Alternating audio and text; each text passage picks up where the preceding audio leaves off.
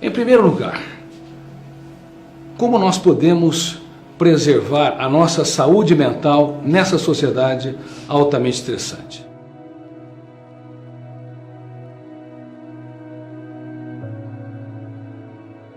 Nunca tivemos uma indústria do lazer tão poderosa como na atualidade e, ao mesmo tempo, nunca tivemos uma geração tão triste. Em conferências que eu tenho dado, desde a Romênia, Europa, Estados Unidos, América Latina, a situação é a mesma. Os seres humanos modernos, eles conhecem o mundo de fora, exploram através da educação, do pequeno átomo que de fato nunca verão e o imenso espaço que nunca pisarão, mas não exploram, não conhecem o mais complexo de todos os planetas, o planeta chamado mente humana. Quais são os comportamentos que esgotam o cérebro? Número 1, ruminar perdas, mágoas e frustrações. Se você rumina perdas, mágoas e frustrações, você é refém do seu passado. Considerarmos a mente humana como uma grande casa, a tendência do Homo sapiens, do ser humano, é entrar nos arquivos, nas áreas da sua personalidade que contém aquilo que mais o machucou, mais o feriu.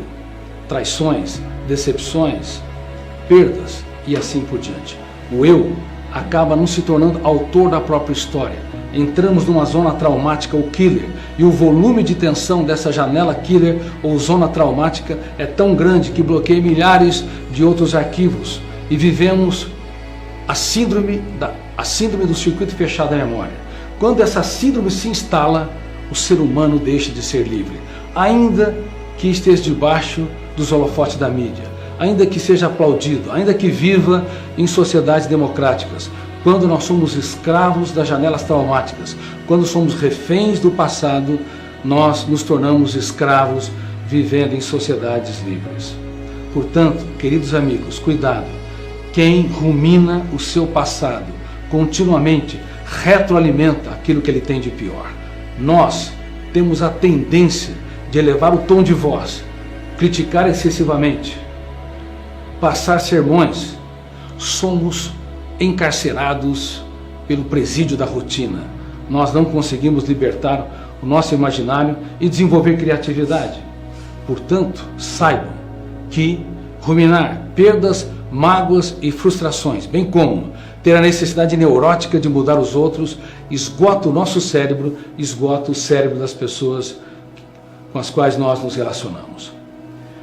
Você tem um eu, que é o seu piloto, mas muitas vezes esse piloto não consegue entrar na cabine de comando da mente humana e controlar pensamentos e gerenciar emoções. Nos tornamos vítimas, mesmo quando somos cultos, porque não sabemos de técnicas importantes para que possamos administrar a nossa mente e sermos autores da nossa própria história. Ninguém brilhou na sua mente se não aprendeu a usar a arte da dúvida. Duvidar de tudo aquilo que nos controla, duvidar do sentimento de culpa, duvidar também de ideias perturbadoras, duvidar das nossas crenças limitantes. Se nós não aprendermos no silêncio da nossa mente a duvidar de todo o lixo psíquico, ele é registrado pelo fenômeno RAM, registro automático da memória, e se converterá em janelas traumáticas que nos sequestrará num único lugar que jamais deveríamos ser prisioneiros. Mas infelizmente não sabemos usar a arte da dúvida. Somos espectadores passivos e, num certo sentido, relapsos em não reciclar o lixo mental. Bom, não apenas a arte da dúvida, mas a arte da crítica. A crítica é o princípio da sabedoria na psicologia. Todos os dias você tem de criticar pensamentos perturbadores, emoções angustiantes, reações fóbicas. Se você não o fizer no silêncio mental, o fenômeno RAM, registro automático da memória, vai arquivar as experiências, arquivar esses pensamentos, formar novas janelas traumáticas. Assim, os núcleos conflitantes no córtex cerebral vão se expandindo. E mais uma vez lhes digo, nos tornamos prisioneiros vivendo em sociedades livres.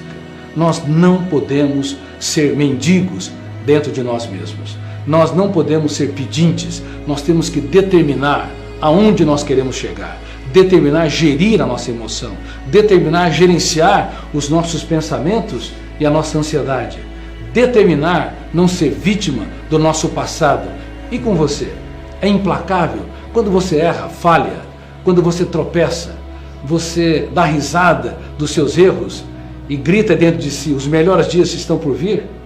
Infelizmente, aonde eu dou conferência, da Romênia, passando pela Europa, Estados Unidos, América Latina, é a mesma coisa. O ser humano, ele frequentemente tende a ser excelente para a sua empresa ou instituição, enfim, excelente para a sociedade, mas é um carrasco de si mesmo, algoz de si mesmo, aumentando os níveis de exigência para ser feliz, relaxado e realizado, por cobrar demais de si.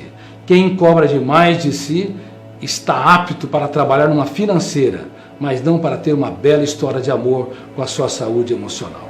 Aliás, vivemos frequentemente essa tese. Se a sociedade nos abandona, a solidão é suportável, mas se você mesmo se abandona, ela é intolerável. E uma das formas atroz de nos abandonar é sofrer por antecipação, é ser refém daquilo que não aconteceu. Você sofre por antecipação, chafurda na lama do medo do que não aconteceu, mas é quase inacreditável como o ser humano que não gere seus pensamentos, que não administra a sua emoção, cujo eu não é autor da sua própria história, usa muito mal a sua mente, sofre por antecipação, produz milhares de pensamentos diários que asfixiam sua tranquilidade e a sua qualidade de vida. E é um paradoxo.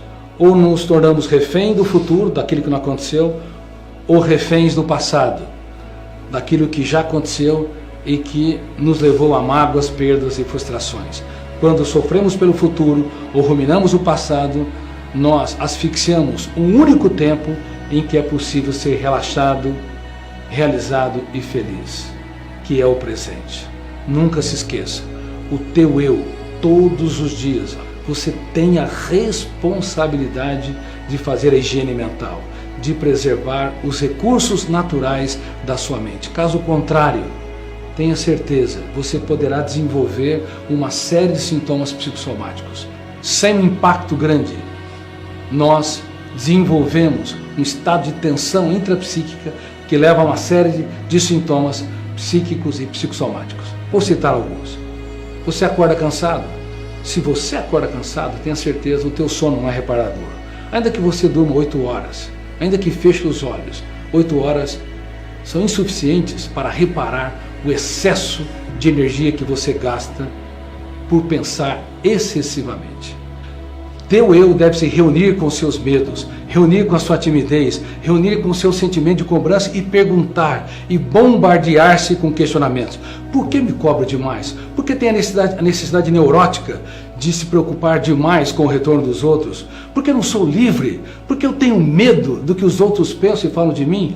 Quando você começa esse questionamento, você dá um choque de lucidez à sua timidez, à sua autocobrança e vai estimulando o fenômeno RAM, registro automático da memória, a construir janelas light, saudáveis, que se tornam núcleos de habitação do eu, para que você se torne uma pessoa segura, dona de si, líder da sua própria mente. Mas, por favor, não há milagres na mente humana. A mente humana é um campo de transformação. Todos os dias, sonhos e disciplina são dois fenômenos que têm que estar casados. Sonhos sem disciplina produzem pessoas frustradas, e disciplina sem sonhos produz pessoas autômatas que só obedecem a ordens.